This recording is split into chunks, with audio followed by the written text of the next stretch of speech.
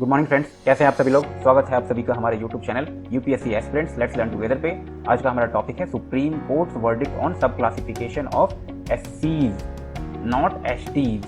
ठीक है, अभी हमारे एग्जिस्टिंग सिस्टम के अनुसार शेड्यूल कास्ट लोगों के पास 15% रिजर्वेशन होता है for any kind of job. So इसमें सुप्रीम कोर्ट ने क्या बोला है, एक 7 जज बेंच, मतलब इसमें 7 जजों ने मिलकर यह निर्णय लिया है कि 15% रिजर्वेशन कोटा को बेटर यूटिलाइज करने के लिए हम उनको अब उपवर्गीकरण कर सकते हैं, सब क्लासिफाई कर सकते हैं। ठीक है, और इसमें 100% रिजर्वेशन फॉर एनी सब क्लास नहीं हो सकता है, किसी एक वर्ग को 100% रिजर्वेशन नहीं दे सकते हैं, अन्यथा जुडिशियल रिव्यू के तहत उसके ऊपर एक्शन लिया जा सकता है सुप्रीम कोर्ट द्वारा। तो अभी हम समझते हैं कि ओबीसी में क्रीमी लेयर का कॉन्सेप्ट है और एससी में शेड्यूल कास्ट में सब क्लासिफिकेशन का कॉन्सेप्ट इंट्रोड्यूस करने के लिए सुप्रीम कोर्ट ने कहा है। क्रीमी लेयर का कॉन्सेप्ट क्या है? क्रीमी लेयर का कॉन्सेप्ट ये है कि अपने कास्ट सर्टिफिकेट का उपयोग करते हुए कुछ लोग गरीबी रेखा से ऊपर उठ के क्रीमी लेयर पे पहुंच चुके हैं और इन क्रीमी लेयर पे पहुंचे हुए इकोनॉमिकली एडवांस्ड सोसाइटी को ओबीसी के बेनिफिट लेने से एक्सक्लूड कर देने के लिए बोला जाता है। इसी कॉन्सेप्ट को हम लोग क्रीमी लेयर बोलते हैं। वेयर एज सब शेड्यूल कास्ट में सब क्लासिफिकेशन में ऐसा बोला जा रहा है कि शेड्यूल कास्ट में जितने भी कास्ट हैं उनको कुछ सब क्लास में डिवाइड कर दिया जाए। जैसे कि आप बचपन में कोई स्कूल में पढ़े होंगे, क्लास 1 में मान लीजिए 150 स्टूडेंट्स हैं, उसको क्लास 1A में 50 स्टूडेंट्स, क्लास 1B में 50 स्टूडेंट्स और क्लास 1C में 50 स्टूडेंट्स, इस तरीके से बांट दिए जाते हैं। और कुछ एडवांस्ड स्कूल ऐसा भी करते हैं कि जो टॉपर स्टूडेंट्स होते हैं उनको क्लास 1A में रखते हैं, मीडियोकर स्टूडेंट्स को क्लास 1 में रखते हैं और जो बिलो एवरेज स्टूडेंट रहते हैं उनको क्लास 1C में रखते हैं। तो वह क्लास 1C पे ज़्यादा ध्यान देने के लिए सुप्रीम कोर्ट बोल रहा है, जो अधिक गरीब हैं उन पे ज़्यादा ध्यान देना है।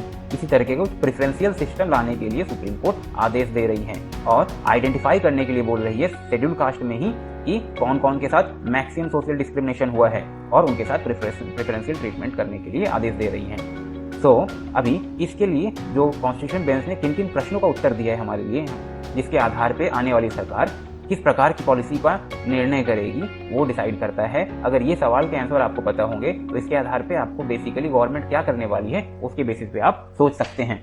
इस पूरे चैप्टर में मुख्य 4 आर्टिकल्स हैं जिसके इर्द गिर्द ये पूरा चैप्टर घूम रहे हैं। That is article 14 right to equality, article 15 avoid any discrimination, article 16 equality of opportunity in employment, article 341 जिसके तहत प्रेसिडेंट साहब किसी भी शेड्यूल कास्ट, किसी भी कास्ट को शेड्यूल कास्ट में लिस्ट आउट करते हैं। तो क्या थे वो 4 सवाल? पहला कि क्या सब क्लासिफिकेशन अलाउड है आर्टिकल 14, 15 और 16 के तहत?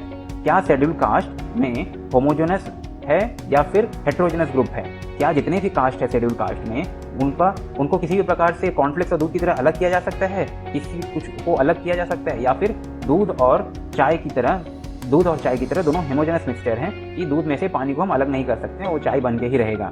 और क्या 341 के तहत ये होमोजेनस क्लास को हम लोग अलग कर सकते हैं? अगर ये होमोजेनस क्लास है तो भी अगर ये होमोजेनस क्लास को हम आर्टिकल 341 के तहत अलग कर सकते हैं, और अगर अलग कर रहे हैं तो उसका कोई लिमिट है किस हद तक हमें अलग करना है। सो आइए हम इसका पहला सवाल का उत्तर देते हैं। आर्टिकल 14 हमारा परमिट करता है कि आप सब क्लासिफिकेशन कर सकते हैं कि जो डिसएडवांटेज ग्रुप है उनको इक्वल राइट देने के लिए, उनको इक्वालिटी बिफोर द लॉ देने के लिए आपको सब क्लासिफिकेशन करते हुए आप उसको एक्स्ट्रा एडवांटेज दे सकते हैं। जस्ट आप इस इमेज में देख सकते हैं कि अगर हम यहाँ पे इक्वालिटी का प्रिंसिपल रखते हैं, तीनों को इक्वल एडवांटेज देते हैं, तो फिर इसके साथ अभी भी नुकसान हो रहा है, ये अभी भी इन सब के बराबर इक्वल नहीं है।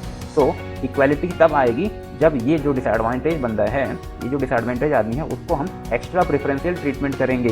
तो इस तरीके से आर्टिकल 14 हमें अलाउ करता है कि एक्स्ट्रा प्रेफरेंशियल ट्रीटमेंट देने के लिए, तो इसके लिए आप इसको सब क्लासीफाई कर सकते हैं। इंदिरा सोनी जजमेंट ने भी बोला कि सुप्रीम कोर्ट ओबीसी को सब क्लासीफाई करने से कहीं रोक नहीं रही है, क्योंकि आर्टिकल 14 और आर्टिकल 16 सब क्लॉज 4 दोनों ही बोलता है बैकवर्ड क्लास को प्रमोट करने के लिए आपको कोई भी स्टेप लेना है तो आप ले सकें। अब अगला प्रश्न आता है कि किस आधार पे हम इसको अलग करेंगे। तो कुछ हमारे पास एम्पेरिकल एविडेंस हैं, जैसे कि कैनेडी सेंटर ने एक सर्वे किया था कास्ट डिस्क्रिमिनेशन के ऊपर, जहाँ पे 1589 विलेजेस को गुजरात का सर्वे किया गया था, जिसमें हॉरिजॉन्टल डिस्क्रिमिनेशन पाया गया, अर्थात कुछ दलित अपने ही दलित भाइयों के साथ डिस्क्रिमिनेशन कर रहे थे। हम अपने ही समाज में देख सकते हैं जो दलित लाश को जलाते हैं वो दूसरे दलित वर्ग के साथ कांटेक्ट नहीं कर पाते हैं। जैसे कि हिस्ट्री में हम लोग चांडाल शब्द का प्रयोग सुने होंगे। अगर इसी प्रकार के और भी सर्वे कराए जाएं और हर राज्य का सर्वे में अलग अलग निष्कर्ष पाया जा सकता है और उसके आधार पर हर राज्य अपना अलग अलग वर्गीकरण कर सकता है, लेकिन उस वर्गीकरण में कोई रैशनल प्रिंसिपल होना चाहिए, कोई ना कोई लॉजिक जरूर होना चाहिए। ठीक है, जैसे कि आप इस गरीब को देखिए और इस गरीब को देखिए, दोनों में कुछ तो अंतर दिख रहा होगा, तो हमें क्या करना है, इस जैसे गरीब को ज़्यादा प्रेफरेंस देना है किसी भी प्रकार का सहायता के लिए। सेकेंड, आर्टिकल 341 के तहत क्या ये होमोजेनस मिक्सचर को हम अलग कर सकते हैं या नहीं कर सकते हैं? तो बोला जा रहा है अगर हम सब क्लासिफाई कर रहे हैं शेड्यूल कास्ट को तो तभी वॉयलेट करेगा जब हम एक्सक्लूसिव बेनिफिट देंगे किसी एक कास्ट को, कि हम सिर्फ और सिर्फ उसी वर्गों को बेनिफिट देने जा रहे हैं और बाद बाकी को टोटल को एक्सक्लूड कर दे रहे हैं, तो उस केस में हम आर्टिकल 341 को वायलेट करेंगे। वेयर एज प्रेफरेंस के केस में ऐसा बिल्कुल नहीं होगा। सुप्रीम कोर्ट के अनुसार सब क्लासिफिकेशन ऑफ शेड्यूल कास्ट अगर हम बोलेंगे तो इसका अर्थ क्या आना चाहिए कि equality of opportunity for backward class के लिए आपको काम करना है। इसका समरी में क्या आपका आना चाहिए कि equality of opportunity for backward classes के लिए सरकार को काम करना है। बैकवर्ड क्लासेस मतलब शेड्यूल कास्ट बोला जा रहा है, जहाँ पे उनका इनएडिक्वेसी ऑफ रिप्रेजेंटेशन है। इनएडिक्वेसी ऑफ रिप्रेजेंटेशन जो है केवल नंबर्स में काउंट नहीं होने चाहिए, जैसे कि यहाँ पे 5 नंबर्स हैं, 5 अगर इसको हम एससी का मानते हैं तो इस पूरे सिस्टम में उनके रिप्रेजेंटेशन तो है लेकिन केवल लोअर लेवल पर रिप्रेजेंटेशन है।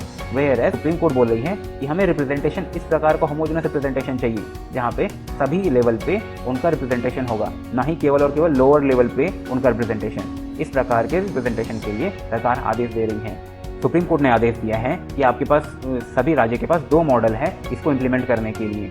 क्या कि इसमें प्रेफरेंस टू ऑल सीट्स हम दे सकते हैं कि सभी सीटों के ऊपर हम प्रेफरेंस सिस्टम, जैसे मैंने आपको स्टार्टिंग में समझाया, हम प्रेफरेंस सिस्टम के हिसाब से जा सकते हैं। और सेकंड मॉडल दिया है कि हम एक्सक्लूसिव मॉडल, मतलब कि 15 सीट में से 6 सीट किसी एक कास्ट के लिए रिजर्व कर दें, 5 सीट किसी सेकंड क्लास के लिए रिजर्व कर दें और 4 सीट किसी थर्ड क्लास के लिए रिजर्व कर दें। तो इस प्रकार से आप एक्सक्लूसिव सिस्टम को भी ला सकते हैं और प्रेफरेंस सिस्टम को भी ला सकते हैं, लेकिन किसी भी प्रोसेस में एक्सक्लूजन ओवरऑल यहाँ पे जीरो आप नहीं कर सकते हैं। ओवरऑल यहाँ पे आप जीरो नहीं कर सकते हैं, एंटायरली लेफ्ट आउट नहीं कर सकते हैं किसी एक कास्ट को आप। इसी के आधार पे हमको एक मेंस का क्वेश्चन सॉल्व करना चाहिए कि analyse the significance of supreme court ruling on sub classification of schedule caste and schedule tribe for reservations, what are the potential on social justice in India.